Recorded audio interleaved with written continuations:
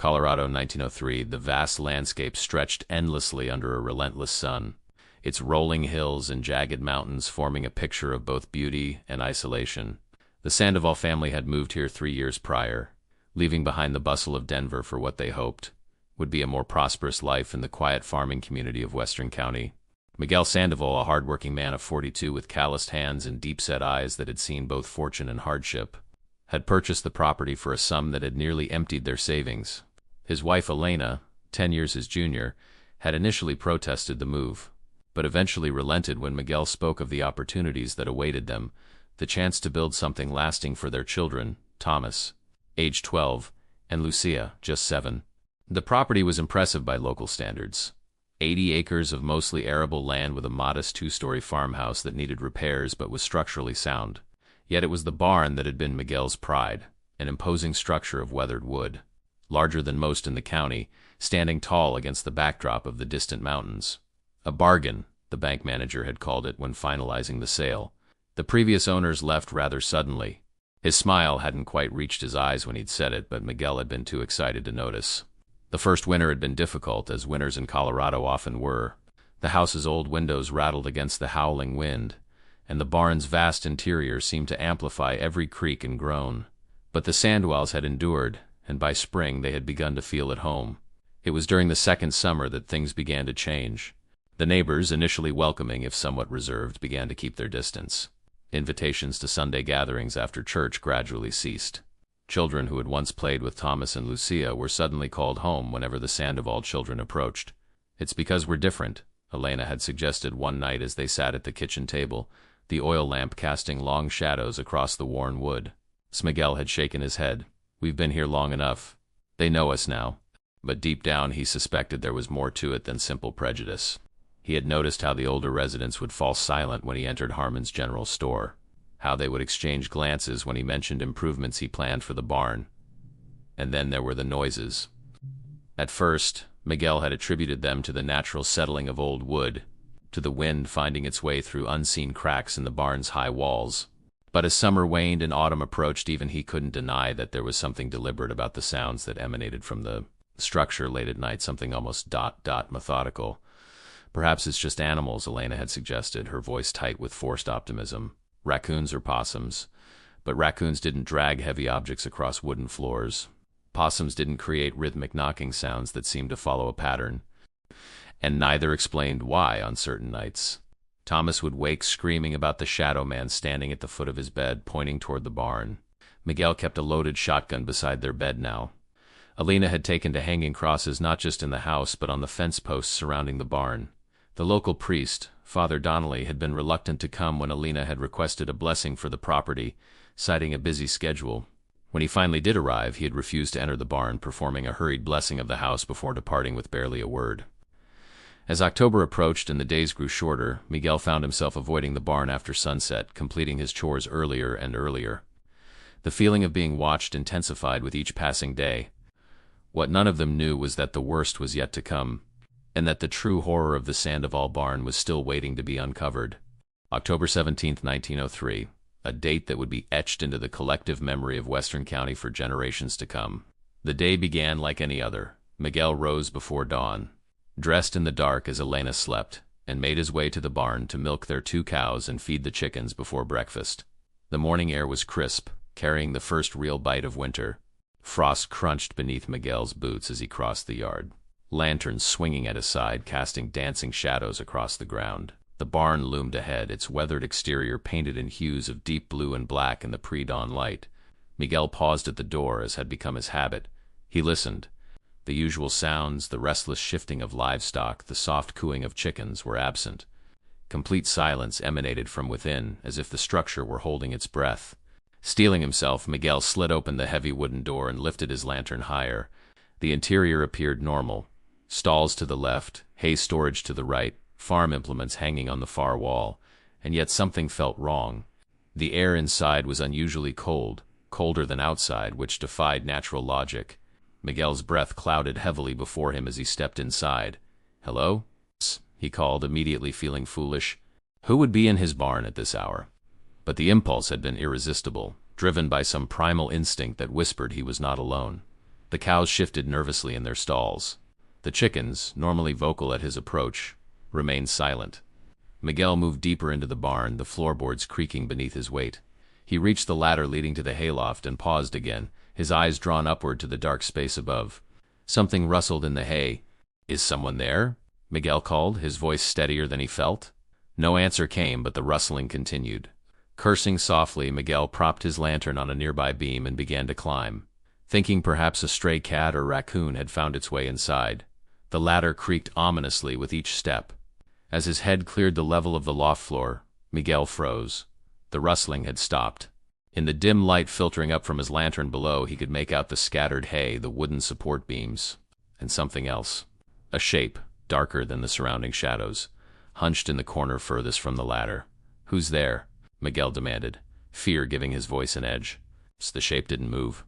Miguel climbed the remaining rungs and stood cautiously in the loft, wishing he'd brought his shotgun. He took a tentative step forward. The shape vanished. Not fled, not moved, simply ceased to be there between one blink and the next. Miguel stood rooted to the spot, his heart hammering against his ribs, cold sweat beading on his forehead despite the chill. He backed toward the ladder, unwilling to turn his back on the corner where the shape had been.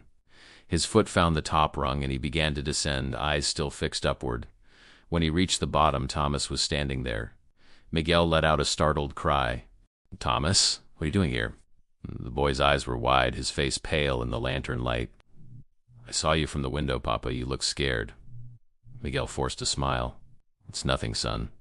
Just thought I saw something in the loft. Probably a shadow." Thomas's gaze drifted upward, toward the loft. "It wasn't a shadow," he said quietly. "It was the man." A chill that had nothing to do with the morning cold ran down Miguel's spine. "What man, Thomas?" "The man who watches us at night. The one who stands by my bed sometimes." Thomas's voice was matter-of-fact, as if he were discussing the weather. "He likes the barn. He says it's his." Miguel knelt before his son, gripping his shoulders. "Thomas, there is no man. It's just dreams, like Mama said." Thomas shook his head slowly. "He says we shouldn't be here. He says this land belongs to him." "Go back to the house," Miguel said firmly. "Help your mother with breakfast.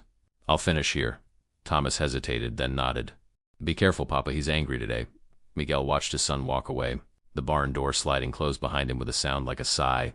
Alone again, Miguel quickly completed his chores, unable to shake the feeling of eyes on his back, watching from the shadows of the loft. That evening, when Thomas didn't come down for dinner, they searched the house, then the yard, then the barn. But Thomas Sandoval was nowhere to be found. The only trace of the boy was his cap, discovered on the floor of the hayloft, directly beneath the spot where Miguel had seen the shape that morning. The news of Thomas Sandoval's disappearance spread through Western County like wildfire. By noon, the day after he vanished, a search party of nearly 40 men had assembled at the Sandoval farm. They came with lanterns, rifles, and grim expressions, some out of genuine concern, others out of morbid curiosity. Sheriff James Holbrook, a tall man with a weathered face and eyes that had seen too much in his 58 years, coordinated the effort. He had known immediately upon arrival that this was no ordinary case of a boy wandering off. The fear in Miguel's eyes, the way Elena clutched her rosary beads until her knuckles turned white. The hushed whispers among the volunteers all pointed to something darker. "We'll start with the property," Holbrook announced to the assembled men. "Teams of 4. Check every inch, the house, the barn, all outbuildings, the well, the creek. Then we'll expand outward." Miguel watched as the men divided into groups, some eyeing the barn with obvious reluctance. A knot of locals, older men who had lived in the county all their lives, stood apart, speaking in low voices. When they noticed Miguel looking their way, they fell silent. "Sheriff," Miguel said, approaching Holbrook as the search began, "I need to tell you about what happened before Thomas disappeared." Holbrook nodded, his expression guarded. "Let's talk inside." In the kitchen, Miguel recounted everything, the strange noises in the barn, Thomas's talk of the shadow man, and what Miguel himself had seen in the hayloft.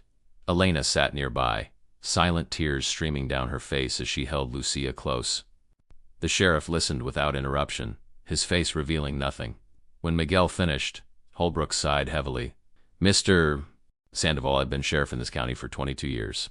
In that time, I've learned to keep an open mind." He paused, choosing his words carefully. "That property of yours has a history." "What kind of history?" Miguel demanded. Holbrook glanced at Elena and Lucia. "Perhaps we should speak privately." "No," Elena said firmly. "I need to hear this." Holbrook nodded reluctantly. The previous owners were the Blackwood family. They lived here for almost 30 years before you. Samuel Blackwood was not well liked. Kept to himself, treated his wife and children poorly from what folks said. He paused. In 1898, his oldest son, William, disappeared. Much like Thomas, there one day, gone the next. They searched for weeks but never found a trace. And you didn't think to mention this when we bought the property? Miguel's voice rose in anger. It wasn't my place, Holbrook replied evenly. Then there's more. After William vanished, Samuel became obsessed with the barn. Spent days and nights in there barely eating or sleeping. Claimed he could hear his son calling to him from inside the walls. Elena made the sign of the cross. 2 months after William disappeared, the rest of the family, Mrs. Blackwood and their 2 younger children, left in the middle of the night. Samuel stayed. For the next year, locals reported strange lights in the barn at all hours. Samuel was rarely seen in town, and when he was, he appeared disheveled, muttering to himself. What happened to him? Miguel asked, though part of him didn't want to know. In the winter of 1899, a neighbor came to check on him after no smoke had been seen from the chimney for days. Found Samuel in the barn. Holbrook hesitated. He was hanging from one of the support beams in the hayloft. Just a note that just said he won't give William back. A heavy silence fell over the kitchen. Outside they could hear the searchers calling Thomas's name, their voices growing more distant as they moved across the property. The bank foreclosed after that, Holbrook continued. Place sat empty for years until you bought it. Some folks around here think it should have been torn down.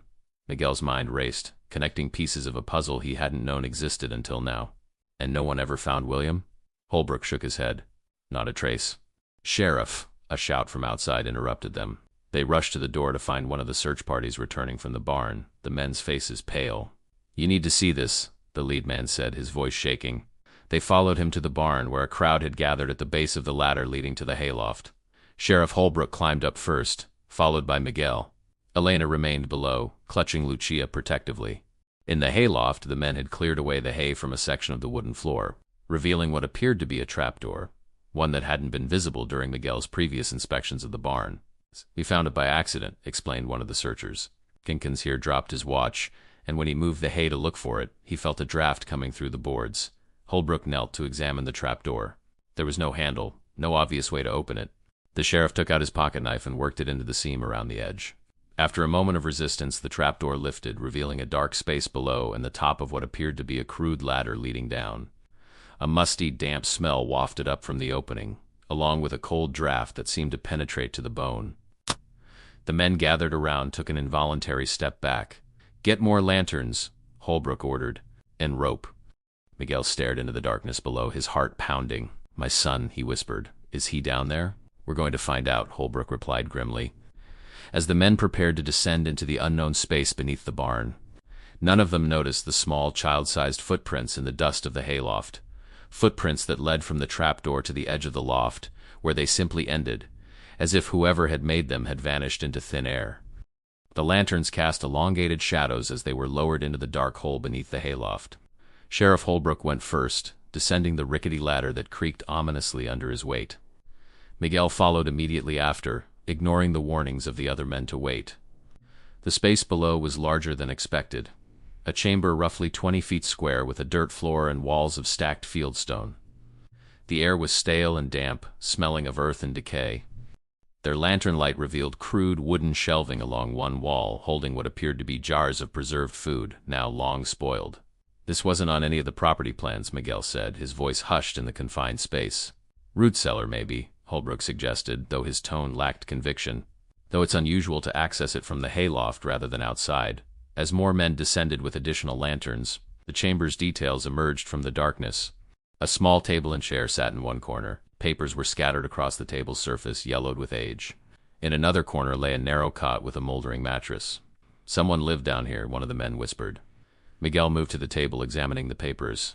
Most were covered in cramped, almost frantic handwriting, the ink faded but still legible. Drawings filled the margins, crude sketches of what appeared to be the barn seen from different angles and recurring images of a tall, thin figure with unnaturally long limbs. Sheriff, Miguel called, holding up one of the papers. Look at this. Holbrook took the page, squinting in the dim light. He comes at night, he read aloud. He takes different forms to deceive me, but I know him now. Sometimes he looks like William, calling for me. Sometimes he is just a shadow. But his eyes are always the same, empty and hungry. A chill ran through the assembled men. Holbrook continued reading. The others don't believe me. They think I harmed my boy. But I would never hurt William. It was the thing in the barn that took him. It has always been here, in the wood and the walls, waiting. Samuel Blackwood's writings, Holbrook said quietly, setting the paper down. He must have been living down here near the end. Miguel was only half listening, his attention drawn to the far wall of the chamber, where the lantern light didn't quite reach. There's something else here, he said, moving closer. As he approached, the details became clearer. A narrow opening in the wall, barely wider than a man's shoulders, leading into darkness. Cool air flowed from it, carrying a smell like wet stone. A tunnel, Holbrook said, joining Miguel. He raised his lantern, but the light penetrated only a few feet into the passage before being swallowed by darkness. Thomas, Miguel called into the opening, his voice echoing faintly. Thomas, are you there? Only silence answered. We need to see where this leads, Miguel said, already moving toward the passage. Holbrook caught his arm. Wait, we don't know how stable it is or how far it goes. We need to be methodical about this.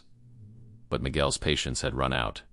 Wrenching free of the sheriff's grasp, he took a lantern from one of the other men and ducked into the passage. My son is down here. I can feel it. The tunnel was roughly hewn, its ceiling low enough that Miguel had to stoop. The walls were damp, occasionally dripping water. He moved forward steadily, calling Thomas's name every few paces, the sound bouncing back at him from the darkness ahead. Behind him he could hear Holbrook and two others following, their warnings to slow down fading as his determination to find his son drove him deeper into the earth. The tunnel began to slope downward, the floor becoming increasingly slick with mud. In places, wooden supports had been installed to prevent collapse, some now rotting and sagging ominously. After what seemed like an eternity but was probably no more than 10 minutes, the tunnel widened into another chamber, smaller than the first. Miguel raised his lantern, and what he saw made his blood run cold. The walls were covered in drawings, hundreds of them, rendered in what appeared to be charcoal and other substances Miguel didn't want to identify. The images were similar to those from Blackwood's papers, the barn, the thin figure, and countless renderings of faces, some clear enough to reveal expressions of terror. In the center of the chamber stood a crude altar of stacked stones. Atop it lay what appeared to be offerings, small animal bones, feathers, bits of cloth, and what looked disturbingly like a child's shoe. My God, breathed Sheriff Holbrook as he entered the chamber behind Miguel. What is this place? Miguel didn't answer. His attention was fixed on something on the far side of the room, a small opening in the wall, more like a crawl space than a proper tunnel. And beside it, scratched into the stone, a single word, Thomas. The letters were fresh, the exposed stone lighter than the surrounding wall. Without hesitation, Miguel dropped to his knees and peered into the opening. It was too small for an adult to navigate, but a child might fit. Thomas, he called, his voice breaking. Son, are you in there? A sound came from within the crawl space, faint but unmistakable. A child's voice whispering, Papa ... don't come in. It's waiting for you. Thomas, Miguel's voice cracked with emotion as he pressed closer to the small opening. Son, are you hurt? Can you come out? The silence that followed was excruciating. Sheriff Holbrook and the other men gathered behind Miguel, their lanterns creating a pool of flickering light in the otherwise pitch-dark chamber. The air felt heavier here, as if the very atmosphere was pressing down on them, making breathing difficult.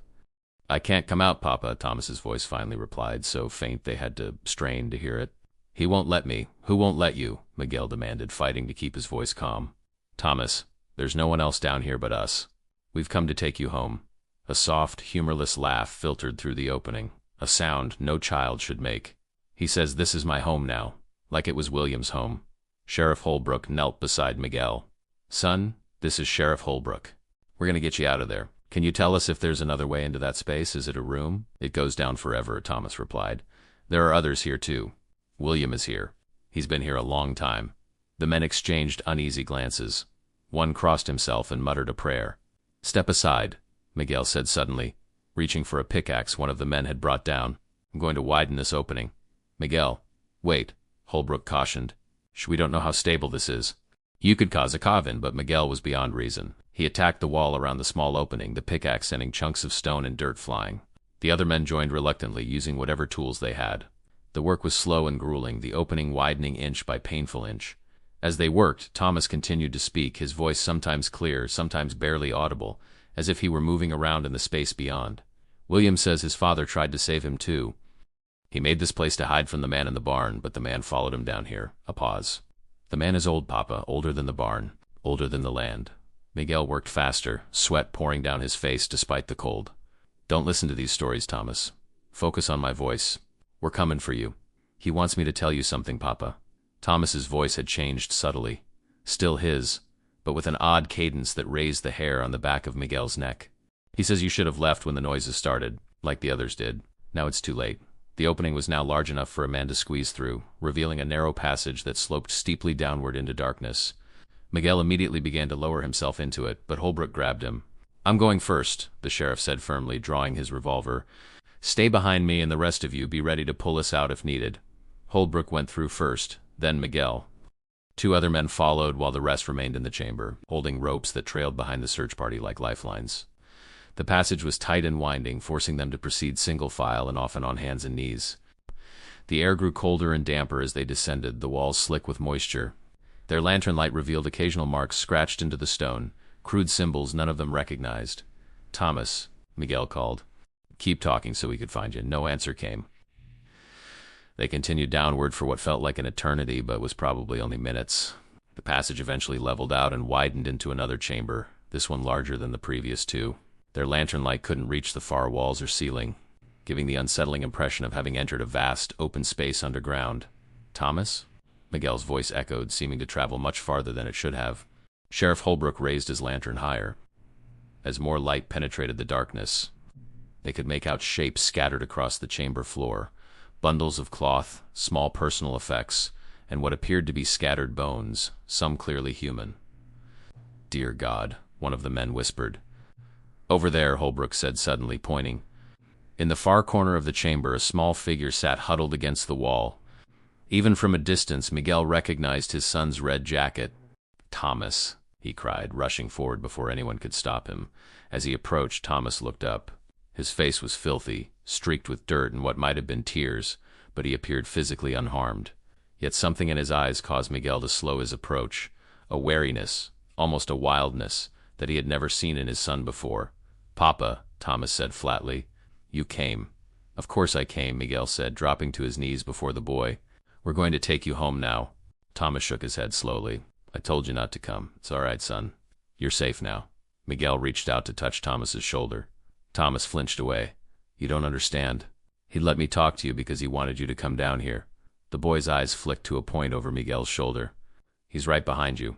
Miguel froze, a chill running down his spine. Slowly, he turned his head to look behind him. Sheriff Holbrook and the other men stood several yards away, their lanterns creating a circle of light that didn't quite reach Miguel and Thomas. Between them, moving with a fluidity that seemed almost liquid, was a tall, thin shadow. It had no definite shape, appearing to shift and flow like smoke, but 2 points of light gleamed where eyes might be. Run! Miguel shouted to the others, grabbing Thomas and pulling him to his feet. Run! The shadow moved with impossible speed, flowing over the ground toward the men with their lanterns. One of them screamed as the darkness enveloped him, his lantern crashing to the ground and extinguishing, plunging that section of the chamber into blackness. Sheriff Holbrook fired his revolver, the muzzle flash briefly illuminating the scene, the shadow seeming to recoil momentarily before surging forward again. The second man dropped his lantern in panic and turned to flee, but the darkness caught him before he'd taken 3 steps. This way, Holbrook shouted to Miguel, firing again and backing toward the passage they'd entered through. Get the boy out. Miguel lifted Thomas into his arms and ran, following the sheriff's voice. Behind them, the screams of the other men echoed in the chamber, abruptly cutting off one after another. They reached the passage, Holbrook covering their retreat with his remaining bullets. Go, he ordered Miguel. I'm right behind you. Miguel pushed Thomas into the passage ahead of him, then scrambled in after the boy. They crawled upward as fast as possible, the steep incline making progress difficult. Miguel could hear Holbrook behind them, his breathing labored, occasionally punctuated by curses. Then Holbrook's voice changed to a cry of alarm. It's coming. Move faster. Miguel glanced back to see the sheriff silhouetted against a deeper darkness that seemed to be flowing up the passage toward them. He pushed Thomas harder. Keep going. Don't look back. They emerged into the first chamber where the other men waited anxiously. Pull us up, Miguel shouted, thrusting Thomas toward the waiting hands. The sheriff's right behind us. The men hauled Thomas out, then reached for Miguel. As they pulled him clear of the passage, Miguel turned back, expecting to see Holbrook emerge.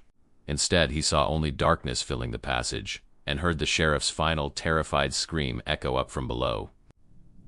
Elena clutched Lucia to her side as they waited in the kitchen, jumping at every sound. Outside, a crowd had gathered, search party members, concerned neighbors, and the morbidly curious, all waiting for news from below the barn. When the door finally burst open and Miguel staggered in with Thomas in his arms, Elena's cry of relief quickly turned to horror as she registered the state they were in, filthy, bleeding from scrapes, and with a wild, haunted look in their eyes. "Where's the sheriff?" someone asked from the doorway. Miguel could only shake his head, clutching Thomas tighter. Word spread quickly. More men arrived, some with dynamite from the nearby quarry, determined to seal the passages beneath the barn. Others brought a priest, not Father Donnelly, who had refused to return, but a younger man from the next county who listened to Miguel's story with increasing pallor but did not dismiss it. As night fell, the Sandovals huddled together in the house, surrounded by neighbors who had volunteered to stand watch. Thomas had not spoken since their escape, responding to questions with vacant stares or slight shakes of his head. The local doctor had examined him and found no physical injuries beyond minor scrapes and bruises. But his eyes kept returning to the boy with professional concern. "Shock," he'd told Miguel and Elena quietly. "Give him time. Children are resilient." But Miguel wasn't so sure.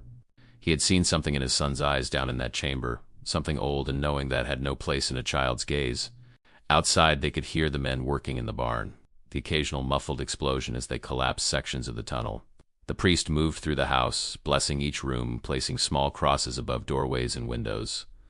"Whatever is down there," he told Miguel, "it is old and powerful. But it is bound to that place, to the earth beneath the barn. It cannot leave." "Are you certain?" Miguel asked, his voice hoarse. The priest hesitated. "No," he admitted. "But we must have faith." As midnight approached, most of the neighbors had departed, leaving only a few men to keep watch through the night. The house was quiet, the children finally asleep, Lucia in her bed, Thomas on a pallet in his parents' room where they could watch over him. Miguel sat by the window, his shotgun across his lap, staring out at the barn. The structure looked different to him now, malevolent, a cancer on his land that needed to be cut out. "We should burn it," he said softly. Elena, sitting nearby with her rosary, looked up sharply. "The barn? All of it. The barn, the house.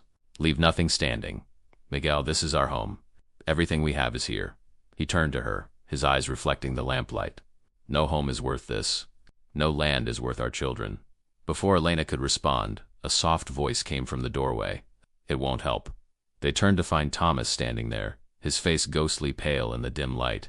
It was the first time he'd spoken since their escape. "Thomas," Elena said gently, "you should be asleep."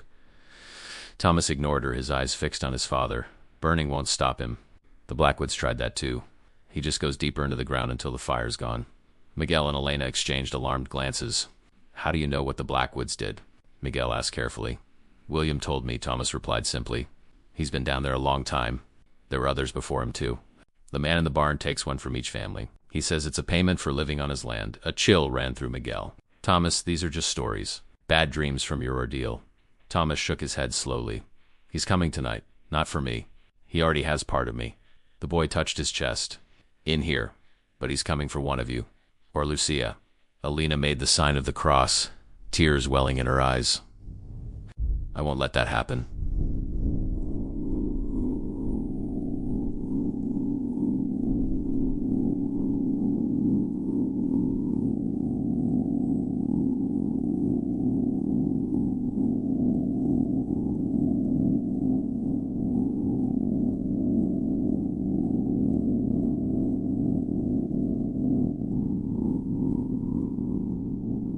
Elena made the sign of the cross, tears welling at the side as warbly.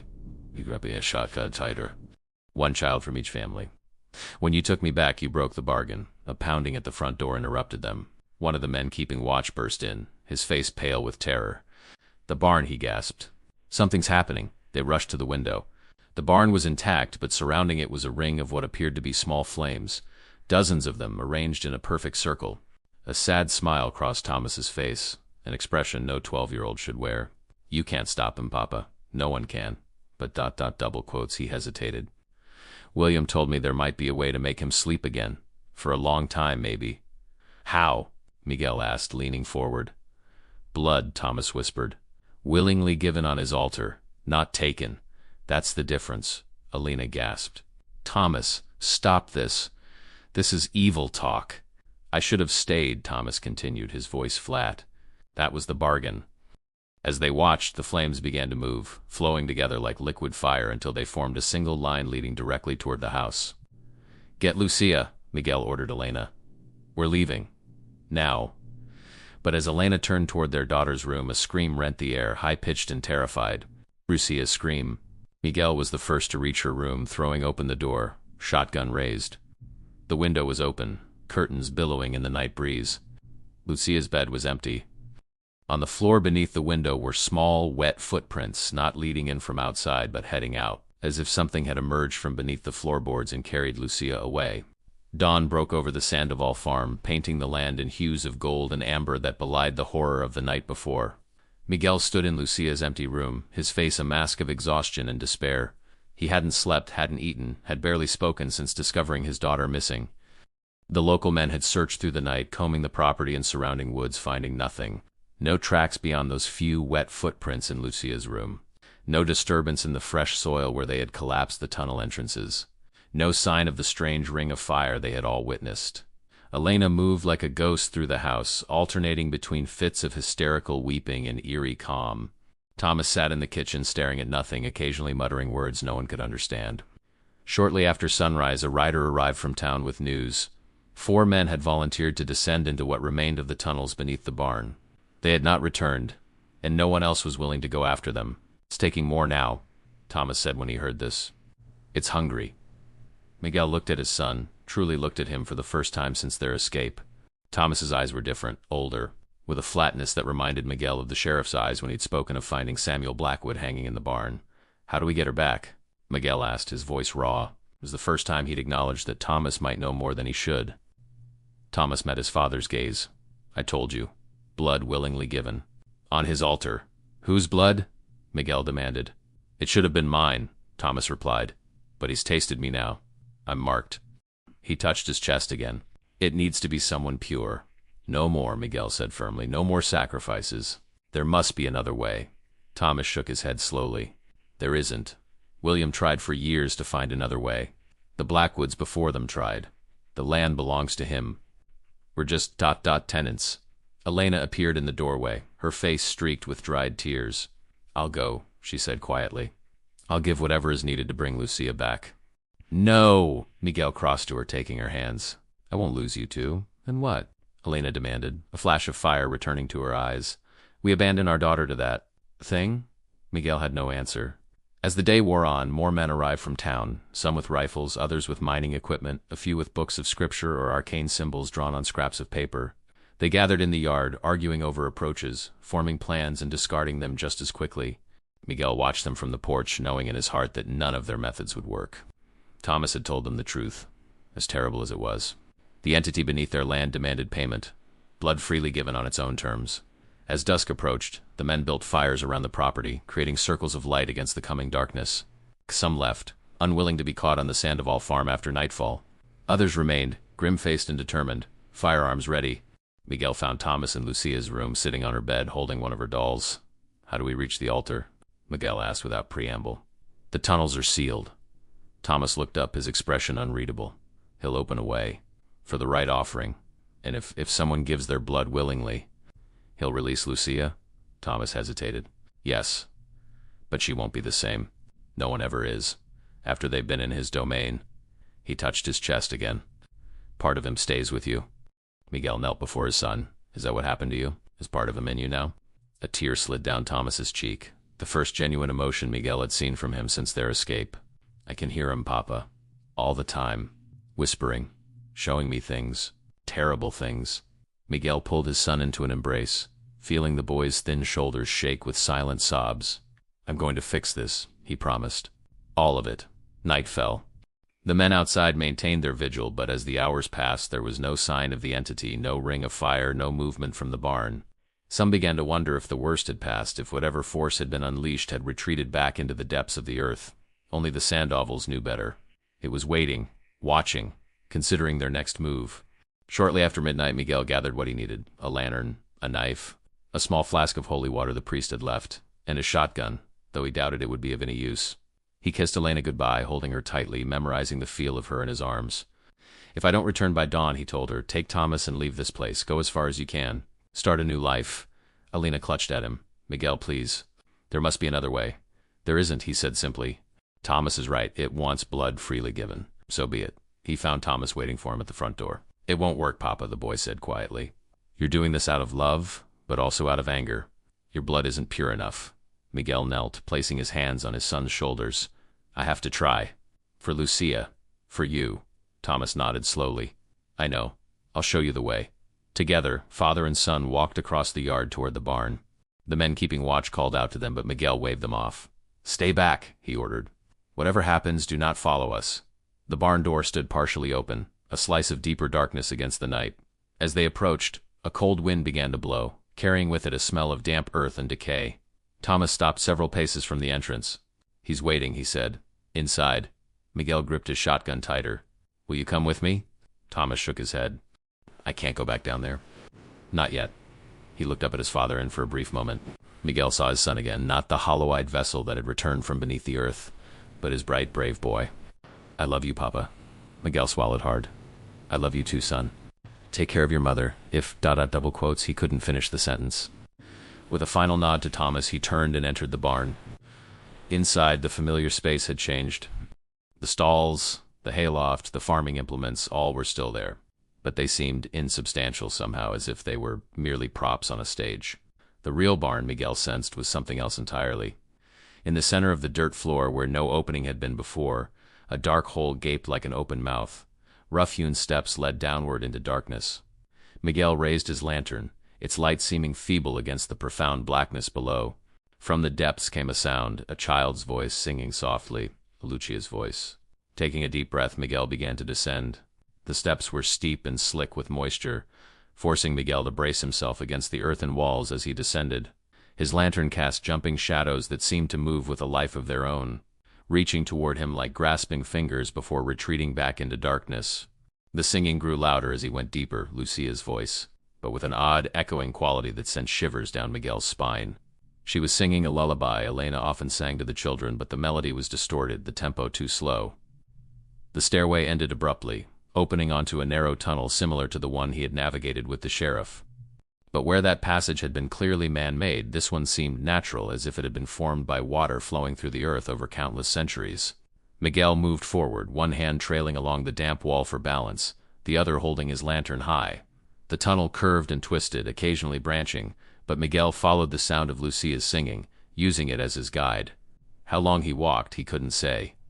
Time seemed to function differently in this place beneath the earth. The air grew increasingly cold, and occasionally he felt something brush against his face. Cobwebs, perhaps, or something else he preferred not to contemplate. Eventually the tunnel widened, the ceiling rising until the light from his lantern no longer reached it. The floor beneath his feet changed from packed earth to stone, worn smooth as if by countless footsteps over immeasurable time. The singing stopped. "Lucia?" Miguel called, his voice echoing in the vast space. "Papa?" The reply came from somewhere ahead, Lucia's voice small and frightened. Miguel rushed forward, his lantern revealing a chamber similar to the one where they had found Thomas, but larger, its walls disappearing into darkness beyond the reach of his light. In the center stood the stone altar, just as Thomas had described it, and beside it, huddled on the ground, was Lucia. Miguel ran to her, dropping to his knees and gathering her into his arms. She felt cold, so cold, but she was alive and seemingly unharmed. "Papa," she whimpered, clinging to him. "I want to go home." "We will, mi vida," Miguel promised, holding her tightly. "We're leaving right now. You cannot take her." The voice came from everywhere and nowhere, deep and resonant, yet somehow thin, like the sound of wind through dried reeds. It was not a human voice. It had never been human. Miguel stood, placing himself between Lucia and the darkness surrounding them. "Show yourself," he demanded, raising his shotgun. A chuckle echoed through the chamber, the sound like stones grinding together. "I have many forms. Which would you prefer to see?" The darkness beyond the altar shifted, coalesced. A figure stepped forward, Samuel Blackwood, as Miguel had seen him in old photographs, but with eyes that glowed with an inner light. "Is this better?" the entity asked, using Blackwood's mouth but not his voice. "More ... comprehensible to your limited mind?" "What do you want?" Miguel asked, though he already knew the answer. The thing wearing Blackwood's form smiled, the expression stretching its face unnaturally. "I want what has always been mine, this land, the life it nurtures." It gestured to Lucia. The tribute owed to me by those who dwell upon my domain. She's a child, Miguel said. An innocent. Innocence makes the sweetest offering. The entity's form shifted again, momentarily taking on the appearance of Sheriff Holbrook, then one of the men who had descended into the tunnels. Then William Blackwood, a boy not much older than Thomas, with hollow eyes and a solemn expression. I offer myself in her place, Miguel said firmly. My blood, freely given. That was the bargain. The entity paused, its form settling back into Samuel Blackwood's appearance. Your son told you this possibility. It wasn't a question. He has learned much in his brief time with me. Will you accept, Miguel pressed, my life for hers? The entity seemed to consider, its glowing eyes studying Miguel with ancient alien intelligence. Your blood carries anger, fear, desperation. It is ... tainted. It moved closer, gliding rather than walking. But there is strength in it. And love. Yes, much love. It extended a hand, the fingers too long, the joints bending in impossible ways. Place your offering upon the altar. If I find it sufficient, the girl may return above. Miguel hesitated, looking down at Lucia, who clung to his leg, trembling. You'll go with the men waiting outside, he told her softly. They'll take you to Mama. Tell her, ... double, quotes, his voice broke. Tell her I kept my promise. Lucia looked up at him, her eyes wide and frightened. Papa, no. Please, come with me. I can't, Vita. Miguel knelt, kissing her forehead. Be brave for me. For Mama, for Thomas. He stood, turning to face the entity. How do I know you'll keep your word? That you'll let her go? The thing wearing Blackwood's face smiled again. You don't. That is the nature of faith, is it not? To believe without certainty. Miguel took a deep breath. He set his shotgun aside and removed his knife from his belt. The blade gleamed in the lantern light as he approached the altar. Papa! Lucia cried, reaching for him. Stay back, Miguel ordered, not looking at her, afraid his resolve would falter if he saw her tears. He placed his hand on the rough stone surface of the altar. It was cold, colder than stone should be, with a chill that seemed to seep into his bones. The entity watched with hungry anticipation, its form flickering between Blackwood and other shapes too quickly to identify. Freely given, Miguel said, raising the knife. It's my blood for her freedom. The blade descended toward his palm. A shot rang out, deafeningly loud in the confined space. The entity shrieked, a sound like metal tearing, as the bullet passed through its form. Miguel whirled to see Thomas standing at the entrance to the chamber, Lena's small revolver in his hand, his face set in grim determination. Thomas! Miguel shouted. Run! Take your sister and run! But Thomas stood his ground. It won't work, Papa, he called, his voice steady. Your blood isn't pure enough. Mine is.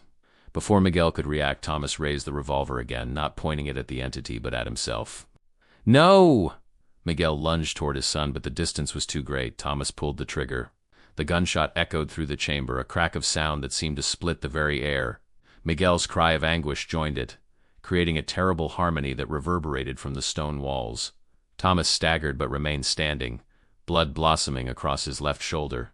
He had not aimed for his heart or head. He wanted to bleed, not to die instantly. Thomas? Miguel reached his son just as the boy's knees buckled.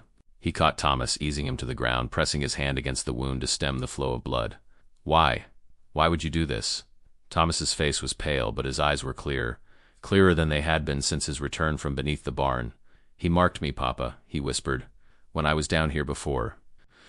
Part of him is in me. He coughed, a trickle of blood appearing at the corner of his mouth. But part of me is in him, too. I understand him now, what he wants, what he needs. Behind them, the entity howled, a sound of rage and hunger and something that might almost have been fear. Its form flickered rapidly between shapes, never settling, like a flame caught in a draft. The altar, Thomas gasped, clutching at his father's shirt. My blood. On the altar. Freely given. Miguel shook his head desperately. No, I won't sacrifice you, I can't. Thomas smiled weakly. Not a sacrifice, a bargain. My blood binds him, puts him to sleep. For a long time. He coughed again. William showed me. He tried, but he was afraid at the end. Fear. Fear taints the blood. Makes it worthless. Silence. The entity roared, its voice shaking dust from the ceiling. It surged forward, its form elongating, stretching into something tall and thin and terrible. Miguel scooped Thomas into his arms and retreated, putting himself between the entity and both his children. Lucia huddled against the wall, her eyes wide with terror. You cannot leave, the entity hissed, its voice now a cacophony of sounds. Rushing water, grinding stone, howling wind. The girl is mine, as the boy was mine, as you will be mine. Miguel glanced down at Thomas, whose breathing had become labored, blood soaking through his shirt. The boy would die without medical attention Miguel couldn't provide down here in this lightless place. A choice, then. Try to flee with both children, knowing the entity would pursue them, perhaps catch them. Or trust Thomas, his dying son, who claimed to understand the ancient horror that dwelled beneath their land. Papa Thomas whispered, his voice fading. Trust me. Miguel met his son's eyes and saw something there, not the hollow emptiness of before, nor the innocence of childhood, but a profound wisdom that transcended his 12 years. With a silent prayer, Miguel carried Thomas to the altar. The entity shrieked again, lunging toward them, but something held it back, an invisible barrier it could not cross. It clawed at the air, its form shifting frantically between human shapes and something else, something with too many limbs and eyes that burned like coals. Freely given, Miguel said, his voice breaking as he laid Thomas on the cold stone surface. Not taken. Thomas smiled up at his father, reaching with a bloodied hand to touch Miguel's face. It will be all right, Papa. I'm not afraid. The wound in Thomas's shoulder continued to bleed, the blood running down the sides of the altar, seeping into the ancient stone. As it did, a change came over the chamber. The air, which had been deathly cold, began to warm. The oppressive darkness receded, the light from Miguel's lantern reaching further, illuminating corners that had been shrouded in shadow. The entity writhed and twisted, its form becoming less substantial, with each drop of Thomas's blood that touched the altar. Its howls changed in pitch, becoming first angry, then desperate, then finally something like a lullaby, soft and soothing, drawing Thomas's eyelids downward. No, Miguel pleaded, clutching his son's hand. Stay awake. Stay with me. Thomas's eyes fluttered open once more. It's working, Papa. He's going to sleep. His voice was barely audible. Take Lucia. Go home. Not without you, Miguel insisted, tears streaming down his face. I have to stay, Thomas whispered, to keep him sleeping, like William did for a while, until someone else came. His eyes began to close again. I'm not afraid anymore, Papa. I understand now. The entity had dwindled to a small, dark shape that hovered near the ceiling of the chamber, its voice now a soft, continuous hum that seemed to resonate with the stone itself.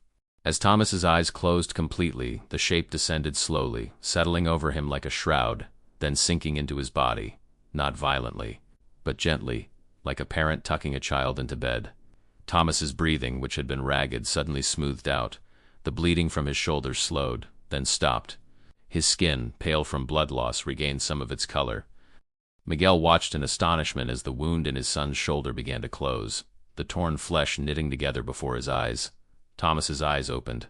They were still his eyes, but there was something else behind them now, something ancient and knowing. When he spoke, his voice was his own, but with an undercurrent of other voices whispering just beneath the surface. He sleeps now, Papa, Thomas said, sitting up on the altar, within me, as he has slept within others before me. The bargain is made. Miguel stared at his son, relief and horror warring within him. Thomas, are you ... still you? Thomas tilted his head, considering the question. I am Thomas, and I am more than Thomas now. He slid off the altar, standing steadily despite the blood loss he had suffered. I am the keeper of the sleep. For a time. How long? Miguel asked, unsure what else to say in the face of this transformation. Until another comes. Until the land changes hands again. Thomas walked to where Lucia huddled against the wall and extended his hand to her. She took it without hesitation, rising to stand beside him. We can go home now, Papa. All of us. Miguel looked around the chamber. The oppressive atmosphere had vanished. It was just a cave now, deep beneath the earth. The altar was just stone, stained with his son's blood, but no longer radiating that unnatural cold. What about the others? Miguel asked. The sheriff? The men who came down here? A sadness crossed Thomas's face. They were taken, consumed, before the bargain was made. He looked down at his feet. I'm sorry, Papa. I didn't understand soon enough. Miguel crossed to his children, gathering them both in his arms. Thomas felt different, not cold, but not quite warm either, as if his body temperature had settled somewhere in between. But he returned the embrace, and for a moment he was just Miguel's son again. Let's go home, Miguel said finally. Your mother is waiting. They made their way back through the tunnel, which now seemed shorter and less convoluted than before. The stairs leading up to the barn appeared before them when Miguel thought they had much further to go.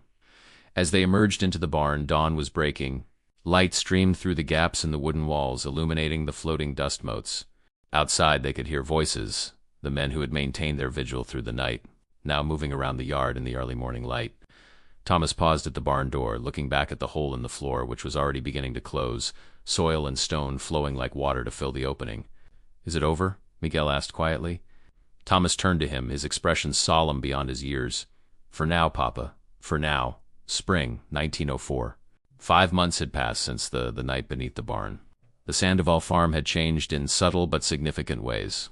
The barn still stood, but Miguel no longer used it for livestock. Instead, it had become a storage place for hay and equipment only, visited briefly and always in daylight. The house had been blessed again, this time by Father Donnelly himself, who had returned with profuse apologies for his earlier reluctance. Crosses hung above every door and window. Lena attended church twice weekly now, taking Lucia with her. Lucia had recovered quickly, her memories of that night fading like a bad dream. Within weeks she was playing and laughing again, though she never ventured near the barn and grew quiet whenever it was mentioned. Thomas was different. Physically, he appeared the same as before, a healthy 12-year-old boy with Miguel's dark eyes and Elena's gentle smile. The wound in his shoulder had healed completely, leaving not even a scar. He ate and slept normally, did his chores without complaint, and excelled at his studies when school resumed in January. But there were changes that only his family noticed. Thomas often stood motionless for long periods, staring at nothing, as if listening to voices no one else could hear. He spoke less frequently, but when he did, his words carried a weight and wisdom that sometimes startled even Miguel, and he spent time in the barn. Despite Miguel's initial protest, Thomas insisted on visiting the structure daily, usually at dawn. He never explained what he did there, and Miguel, remembering the bargain that had been struck, did not press him. The community's response had been predictable. Stories spread, growing more fantastic with each telling. The disappearance of Sheriff Holbrook and the other men had been officially attributed to a cavern, but few believed it. Families with children moved away from neighboring properties. The Sandoval farm became a place people avoided, crossing themselves as they passed on the main road. Only Dr. Harrison continued to visit regularly, checking on Thomas's physical and mental health. Like Miguel, he sensed the change in the boy but could find no medical explanation for it. "He's healing in his own way," the doctor told Miguel during one such visit, watching from the porch as Thomas worked in the garden, methodically tending to early spring vegetables. "Some experiences change us in ways medicine can't measure." Miguel nodded, not sharing what he really thought, that Thomas wasn't healing because he wasn't wounded. He had been transformed, becoming something neither fully human nor fully other. A vessel containing both his son and the ancient entity that had dwelled beneath their land. On a warm day in late April, Miguel found Thomas sitting on the hill behind the house, gazing toward the distant mountains. He settled beside his son, noting how Thomas didn't acknowledge his presence immediately, lost in thoughts Miguel could only guess at. "Your mother's worried about you," Miguel said finally. "She thinks you're too quiet these days." Thomas turned to him, a small smile touching his lips. "I'm fine, Papa. Just thinking." "About what?" Thomas looked back toward the mountains. "About time. How differently it flows for different beings. For him, centuries pass like days. For us, a single day can feel like forever." Miguel felt a chill despite the warm sunshine. These were not a child's thoughts. "Is he awake in there? Can he hear us?" "He sleeps," Thomas replied.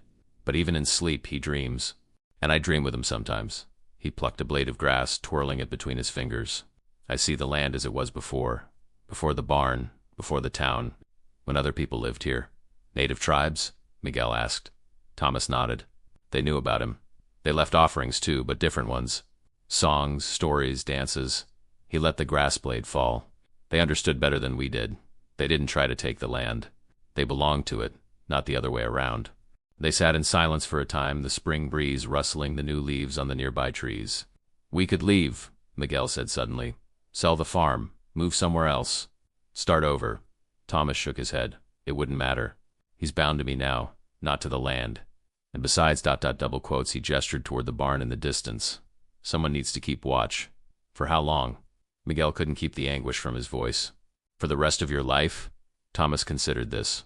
"I don't know. Maybe. Or until double quotes, he trailed off. "Until what?" "Until I understand what I'm supposed to learn from him. What he's supposed to learn from me." Thomas turned to his father, his eyes momentarily reflecting something ancient. "The bargain works both ways, Papa. He sleeps within me, but I'm awake within him." Miguel didn't know what to make of this. The thought that his son might spend his entire life as a prison for the entity was unbearable. But the alternative, the thing awakening, taking Lucia or Elena, spreading beyond their property to other families, was worse. "Are you afraid?" Miguel asked softly. Thomas thought about this, then shook his head. "Not anymore." Fear was what gave him power over us, over the Blackwoods, over everyone who lived here before. He placed his hand on the ground, fingers splayed across the soil. He fed on it, grew stronger with each generation that feared him. And now he sleeps, and dreams my dreams sometimes instead of his own. A smile crossed Thomas's face, a genuine, boyish smile that eased the tightness in Miguel's chest. I dream of happy things, Papa, of family, of belonging, things he never understood before. Miguel reached out, placing his hand over his son's. The soil beneath their fingers was warm, alive with the promise of spring growth. For the first time since that night beneath the barn, he felt a glimmer of hope. Come, he said, rising and offering Thomas's hand. Your mother's making empanadas for dinner. She'll be calling us soon. Thomas took his father's hand, allowing himself to be pulled to his feet.